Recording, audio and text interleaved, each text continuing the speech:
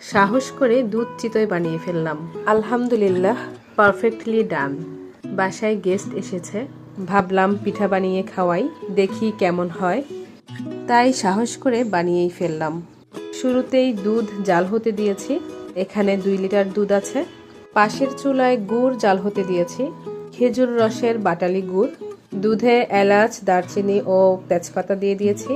ভালোভাবে বলক আসলে অ্যাড করছি ফুল ক্রিম মিল্ক পাউডার। এতে করে দুধ আরও ঘন হবে, খেতে ভালো লাগবে। অ্যাড করছি স্বাদ অনুযায়ী সল্ট। কিছুটা নারকেল ব্লেন্ড করে নিয়েছি, এই যে সেটাও অ্যাড করছি। দুধ চিতই পিঠাতে নারকেল দিলে আমার কাছে আরও বেশি মজা লাগে। পিঠা ভিজানোর দুধ রেডি। এদিকে চিতই পিঠা বানানোর প্রস্তুতি নিচ্ছি।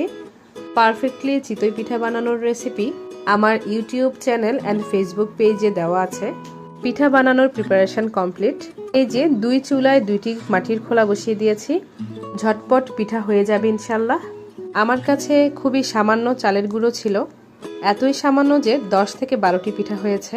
আরও বেশি চালের গুঁড়ো থাকলে পিঠা আরও বেশি করেই বানাতাম, কারণ দুধ চিতই পিঠা সবাই পছন্দ করে। সে যাই হোক, 2টি খোলা বসিয়ে দেওয়াতে এই 10-12টি পিঠা বানাতে আমার হয়তো 15 মিনিট টাইম লেগেছে। একটি খোলাতে বসালে অনেক সময় লাগতো, তাই বুদ্ধি করে 2টি খোলা বসিয়েছি। বুদ্ধিটা কেমন হয়েছে বলুন তো? পিঠা আমি 4 থেকে 5 ঘন্টা ভিজিয়ে রেখেছিলাম। এই যে দেখুন, এক একটা পিঠা ফুলে কত বড় হয়েছে, মাশাল্লাহ।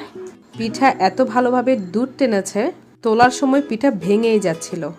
দেখে কতটুকু বোঝা যাচ্ছে জানি না, খেয়ে বাসার সবাই প্রশংসা করেছে আলহামদুলিল্লাহ।